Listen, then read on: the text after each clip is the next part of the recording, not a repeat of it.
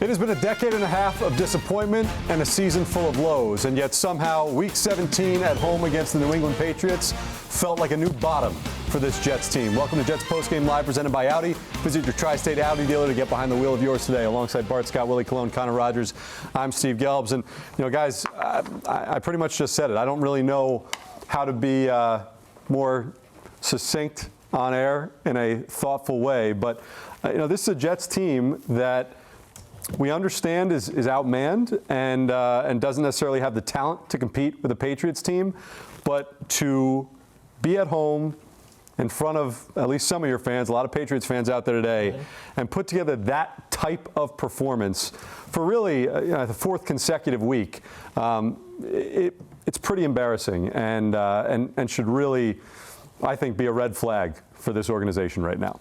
I mean, Aaron Glenn would probably say that we went out there and there was a lot of good things that could be said and done, but we don't see that. And it's a bigger plan, and big ships, take long times to start to turn and all that stuff. But, if I'm a Jet fan, I'm tired of seeing this, right? And especially when I'm looking across the field and I'm looking at a team and organization that we were supposed to be ahead of that have turned their ship around quicker than ours. So, Jet fans are trying to figure out, when do our ship turn? And I think the tone was set early in the week when you decided to start sitting guys. Like, we're the Jets and we're in the bottom of the division, and yet we set the tone that we're going to sit and rest guys like, Will McDonald, somebody that maybe could have put some type of pressure, created some type of form of resistance, to the Patriots today. Drake May just, put another feather in his cap, towards his MVP campaign, and another embarrassing defeat by the Patriots to the Jets when we thought those days were behind us. It was one thing to lose to them, but embarrassing losses like this,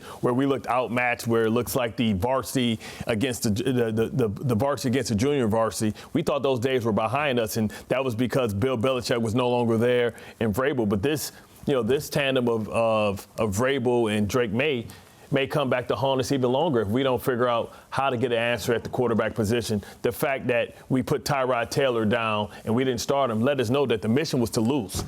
Competitive tanking. It wasn't competitive, it was just tanking.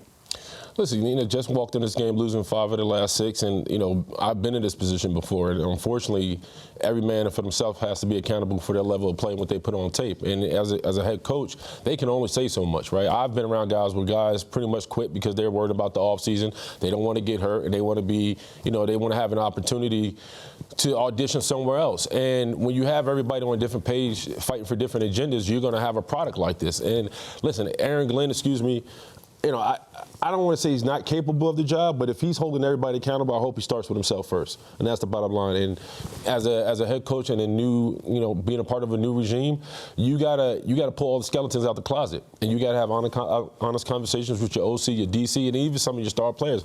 I think the biggest letdown for me is we didn't see any emotion, man. Like, the one emotion we got was out of Mimble having to be held back.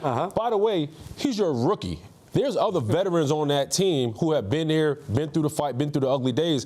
I want a guy, no matter how many innings we got to go to war with, just going to charge the hill, not retreat and say, well, this is another down year. So the fact that your rookie right tackle was willing to fight going into halftime to show the most emotion and passion out of everybody in the green helmet is a testament to what this team is going through.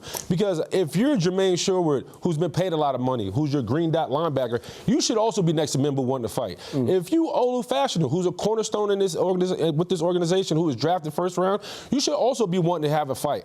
I know how we played, right? And me and Bart sit at this desk and we talk about it time and time, how we was overly passionate because it meant something to us. It wasn't just about the name in the back of our jersey. It's because we knew we had the city on our back, and every time we walked on the NFL field, there was a boatload of diehard fans who said, man, we work a real 9 to 5. We look to see you play. We want to see you go get it. So when you don't see that on the field and your rookie right tackle is the only one that's really pull helmets off and fight, that's an indictment where this team is already tapped out. So at the end of the day, man, I'm over it just like everybody else, but there needs to be a bigger level of accountability and who's really believing in the brand. Because only one person I saw believed in the Jets brand, and that was Mimble, our rookie right tackle. Well, I would say Breece Hall, too, because he put up. But he had motivation today to go get it. You know what I mean? And I want Connor to get his thoughts in on the overview of what this game was and what what it meant, but I don't want to forget about what you're talking about with the emotion, because that to me is something that was particularly disturbing about this one. But go ahead, Connor. The lack of togetherness and pride, right? That's what's so shocking. When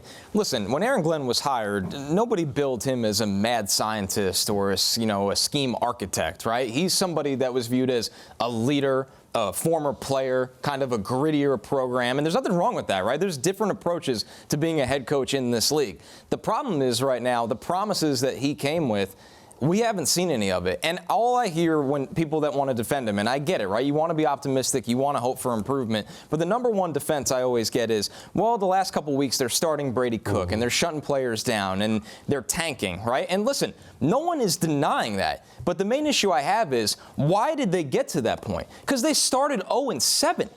That's why we're here, and they're not playing for anything. So your defense can't be that, because in reality, you're kind of revealing how you feel about the state of the team and how they got here. Right, and the thing that bothers me about that, too, I understand fans at this point rooting for losses and rooting for draft position, because why not?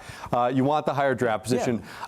If you are Aaron Glenn, who is coming here with the stated goal being to change the culture and build a foundation, and you are having your team go out and play that lifeless and with that lack of fire on a week-in, week-out basis, that, to me, is not doing anything like what you said you were going to do.